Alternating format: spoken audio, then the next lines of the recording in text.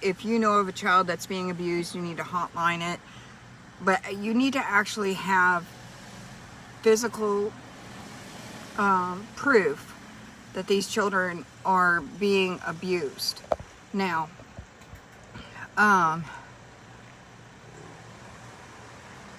let me see if anybody will. Well, that's not what I thought that was. I was trying to get it shared to some groups here. If you could share, it's important. Did I get shut down? Okay. Anyways, what I'm trying to say is foster children are a little bit different. The system does things differently with foster care. Now, even in the hotlines, I've got the manuals here in the state of Missouri. The problem is foster care homes are licensed. That means they've already had background checks done. They've already had their home inspected. They've already had all of that completed. So when a call comes in for a hotline about a foster home, they do not investigate it. The hotline people do not investigate it. They just don't. What happens is it gets reported, but it doesn't get investigated. Okay? If you have hard evidence of actual abuse, the children got bruising, the children are showing signs that they don't want to go home, they're showing signs of sexual abuse, you need to video that, you need to notate that, and what you do is you find out who their licensing board is. The foster parents licensing company is. And it's a company, and it's not CPS. Now, I did find out one state, the fostering system is through the state. So you need to find out who the licensing board is for that foster parent. Once you find out, now there's ways of finding out. Now here in the state of Missouri, there's hundreds of foster agencies. So what you do is you find out the name of the foster parents, their address. If you don't know that information, you at least know the name of the foster parents. What you do is you start calling up all the agencies and say, I need to report somebody in your agency as a foster parent, and give them the name. Say, I don't know their address, but I know that they're abusing the foster children in their homes. So, and then you say, I have evidence of that and I want them investigated and I want them shut down. I've shut down 5 foster homes. Okay, it's not easy. It's a lot of hard work. I've also shut down 2 group homes. So the evidence has to be there. So how do you gather that evidence? Well, talk to me privately and I'll be more than happy to tell you how. I'm not going to tell you here on the video because foster parents, I'm not going to tell you how people find out whether or not you're abusing their children. One, I grew up in the foster system and I was severely abused by foster parents. I know the signs. I know what you need to be looking for, especially when behaviors are changing. If they're scared to say certain things or do certain things, how they look, how their actions start to change. It's more than just the trauma of being pulled away from their parents.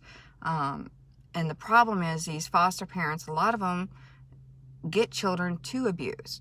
I was in 13 different foster homes, and every single foster home that I was in, with the exception of one group home, Hephzibah House, I was sexually, physically, mentally abused in every single one of those homes. And so I find it very difficult when I became an adult, when somebody told me that they were a foster parent. My first reaction was, I wanted to beat the crap out of them. But I had to understand, God had to show me that not every foster home is out to abuse and just take money for children. There are some foster parents that I love. They are great foster parents. They do what they need to do to help these children. They do it for the right reason. There are some excellent foster parents. But my recommendation to you, if your children are in care, you need to have a good relationship with those foster parents so that you know whether or not your children are being abused. If you have a good relationship with them, if you have contact with them, if, you know, you don't threaten them every time you talk to them and stuff like that. You need to know your enemy, okay? And one, they're taking care of your children. They have your precious child in their care, in their grips. And if you piss them off, who do you think they take it out on? They can't take it out on you. They're going to take it out on your children. But you need to have that good relationship with them so that when something's not right, you'll know it. Always document, always record, always have your recorder going. If you're in a visit, make sure that, you know, you're not with your phone, because they won't allow you to record visits with your phone. Get you some jewelry, get you some things that records so that you can have recordings of what your children are saying. If they, you know, we just discovered a journal that one of the boys in one of my cases, we discovered a journal that he was keeping track of his abuse and actually slipped it in his mom's diaper bag or his mom's purse. And mom just discovered it. That's evidence, a clear case of evidence of child abuse, okay? There's many foster parents out there. And what happens is when one foster agency denies a foster parent, they just go to the next one, then the next one, until they actually get approved to be foster parents. They sex traffic our children. They have no problems abusing them, starving them, beating them, bragging about it. My foster parents would brag about it. My beatings were so bad that they had to tie me in the basement butt naked for days and starved me because they were afraid I was going to run away. The reason they had me naked was so that I couldn't run away. So, I mean,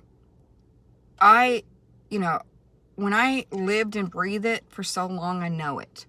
I absolutely know it. Okay.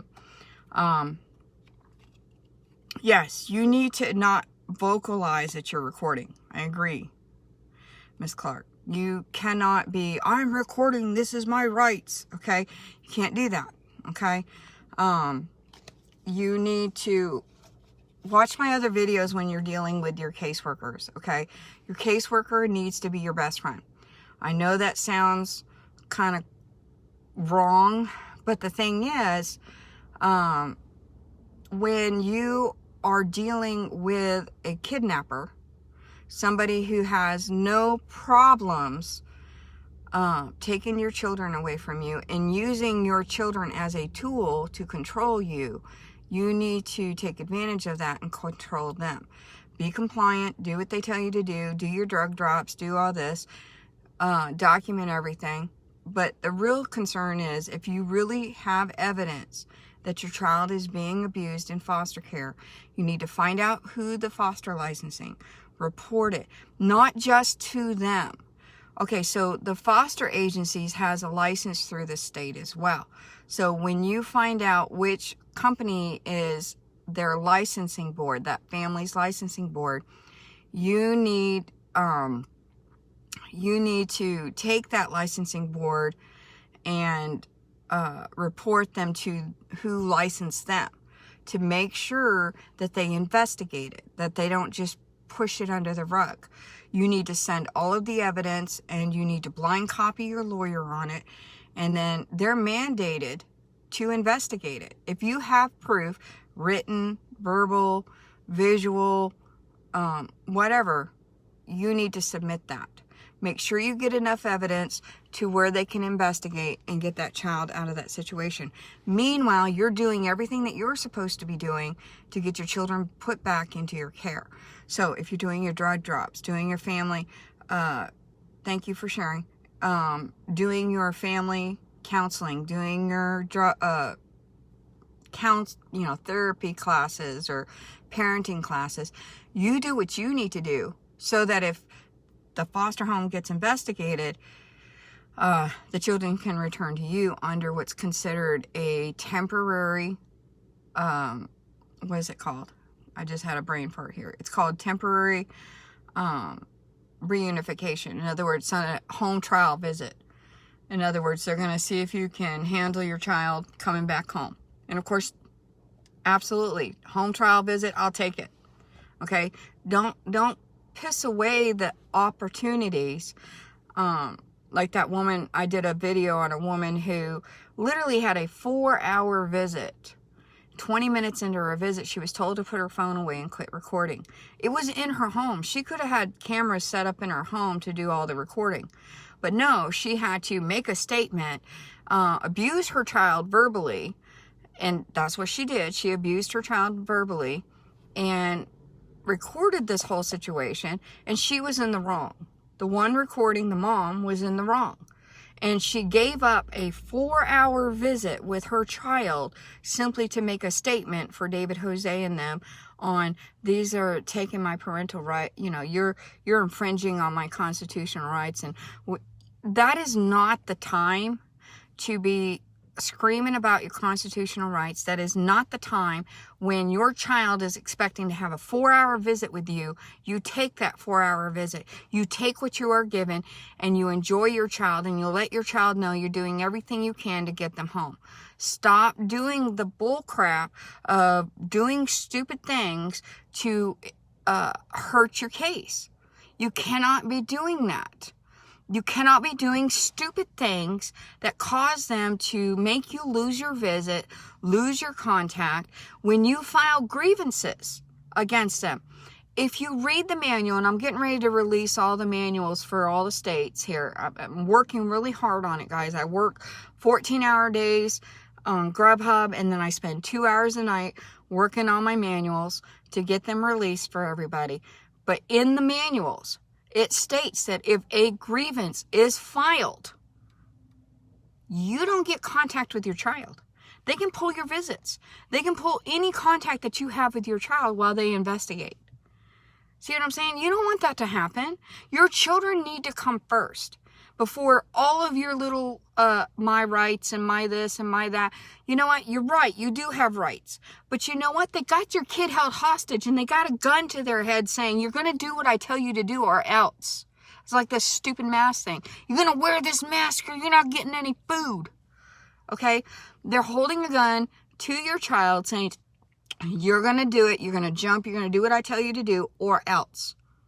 Or else. What is it going to be? You know what? If it was my child, I would, if they told me to strip naked and run in the streets, I'd be recording, but I'd be running naked in the streets. Yes, I would be compliant. Absolutely be compliant until we can change the laws. And it's not going to be easy to change, though President Trump is trying to help us. There's not enough accountability. When they investigate themselves, there's no accountability. There's none. They cover up their own sin. Great Circle here in the state of Missouri, the owner is charged with 6 accounts of child abuse. We got him on camera abusing an autistic boy, and I helped in that and made sure that he was exposed for what he was doing in those group homes. I'm trying really hard, but you know what? When he's making $75 million on one group home, do you think the state is going to shut him down? No. No, he just gave his company over to his wife and his best friend while he's being under investigation. No, they should lose their contract. They should lose all of that and be shut down. I simply got shut down on my contract simply from a Facebook post. A picture of a filing cabinet. I got shut down. 10 months investigation. I made the mistake. Pray for me. I'm going in the lion's den. They didn't expect me to have all my files. They didn't expect me to have every single report. I keep record of everything. Okay? Everything. Every phone conversation, every email, every text message from every client, from every caseworker. I kept records of everything. Everything. I'm not stupid. I knew they were corrupt. When I exposed a supervisor for forging a police report, which is a federal offense. Do you think she's in jail right now? No. CPS gave her a raise and put her over 2 counties. Why? Because she got away with it. She literally got away with forging a police report. There is no justice. no accountability when it comes to Child Protective Services. When are we going to wake up and realize that? Now, does that mean that once you get your children back that you cannot sue them? You absolutely can. You absolutely can.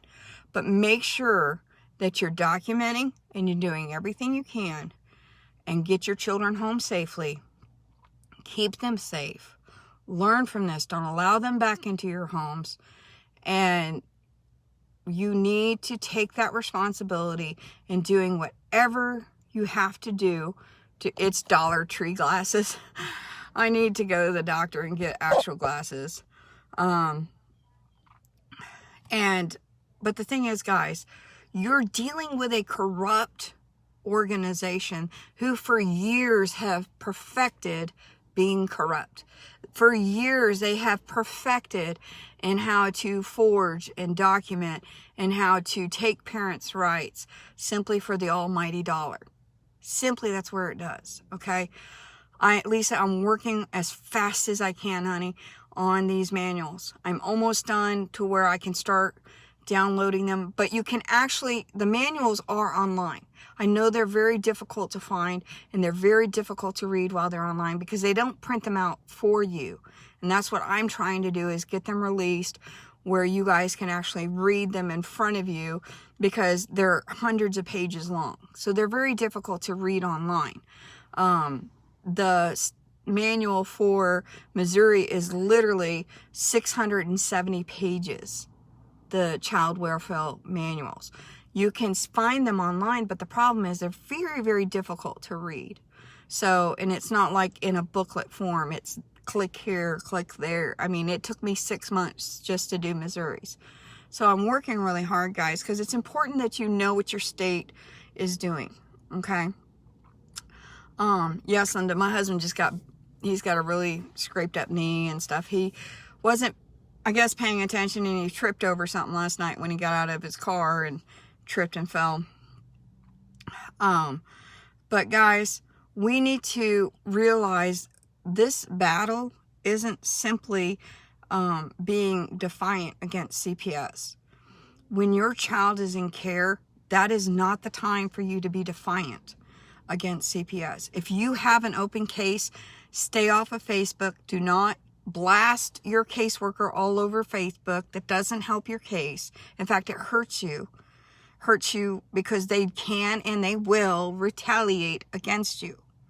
They absolutely will retaliate against you. Don't give them bullets to shoot you with. Don't do that. Do not give them bullets to shoot you. Now, when they do use certain contractors, they will tell you, you have to get a psych eval. Go to their psych eval doctor. Make sure to record it. Make sure that if you can't record it, that you make notes of everything that you say. Exactly. Be silent, comply, and build your evidence. Absolutely, Miss Clark. That's absolutely what you do. Okay? I know there's a lot of advocates out there who are like, no, you can't tell me to do this. You can't tell me to do that. I'm not going to do this, and I'm not going to do that. You can't. You absolutely can't be doing that. You won't get your child back that way. That's not how this works. You are dealing with a corrupt situation where you're not going to win because you're right. That's not how this works. Unfortunately, it is so corrupt.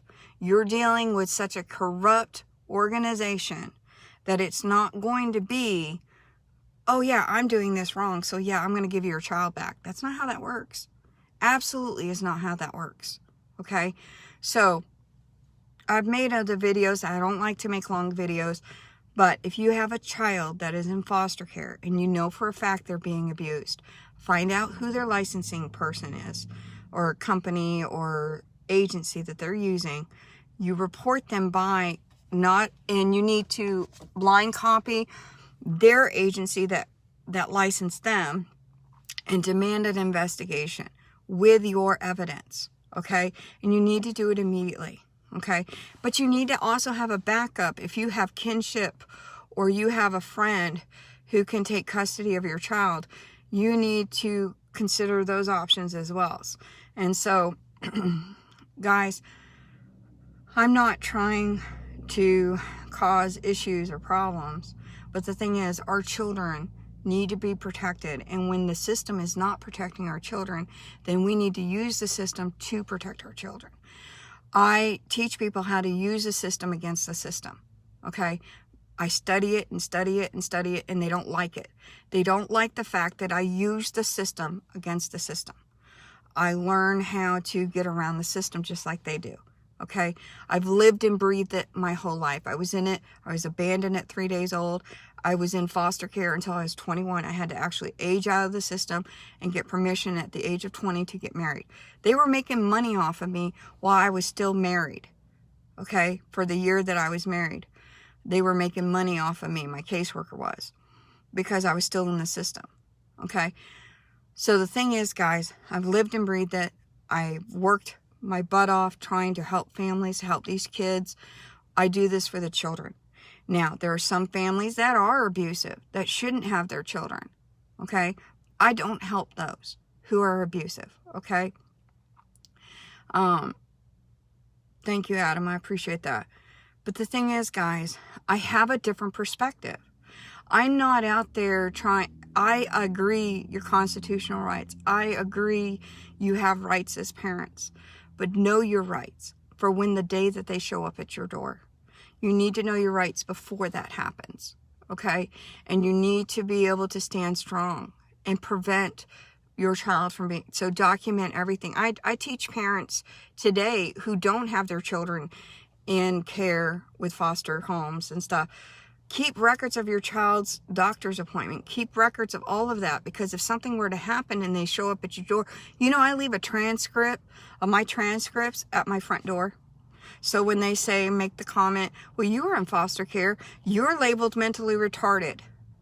That's the first thing that came out of that CPS worker's mouth when she showed up at my door. You know what I did?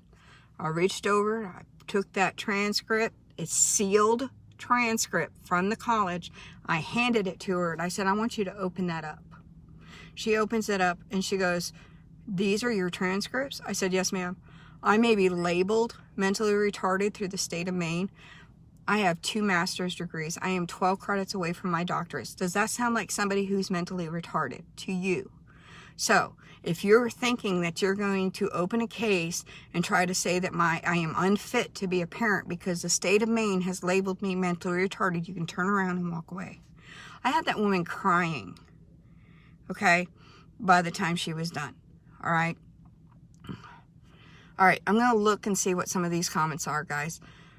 I've got some Dollar Tree new glasses here. All right, because you guys are important. I see, Miss Clark was lucky to know a foster and get my son placed with her while crooked social workers was in another vacay in Mexico.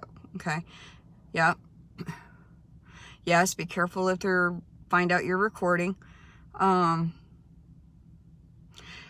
foster parents can be rude. Yep. They will try to turn your children against you. Unfortunately, that's not okay either. I do believe in affidavits of truth, petitions of truth and facts. Good morning, Miss Linda. You have to do what you need to do. Absolutely. Make sure to put your children first. They took my visits for almost a year until I quietly got enough against the social worker to get a new one. Now you can apply for new judges, new lawyers, if you are having issues with them. I will get the manuals out. I'll release them as soon as I can, guys. I'm almost done to where I can start releasing some of them. Missouri will be the first one I release. I believe New York will be the second one I release. And then I have Pennsylvania's done. I think I have Georgia's done. It's just a matter of getting the front part of the book done and then making sure that I say I got all the information so I don't get sued for copyright. But even though the manuals are not copyright, because they don't even say who wrote the manuals, which is interesting. So, yes, fosters will be stalkers on social media. Be careful. Be very, very, very, very, very careful, because they will watch your social media. Okay, guys? And a lot of parents are so stupid that they tattle on themselves on social media. Oh, I got high, I got this, I got, you know, they got a needle hanging out their arm, taking pictures. Seriously, guys, you know, as parents, if your kids are in care, that isn't the time to be partying. That isn't the time to be out getting drunk. That's not the time to be doing all that, okay? All right, guys, you have a great day, and pray for me. I'm still working really hard. I'm not a quitter. I may get discouraged at times, but I am not a quitter. I continue doing and fighting. I may not be taking on any new cases. My videos are out there. You need help, information. These are the information videos that I can do. I work really hard. I'm doing the best I can.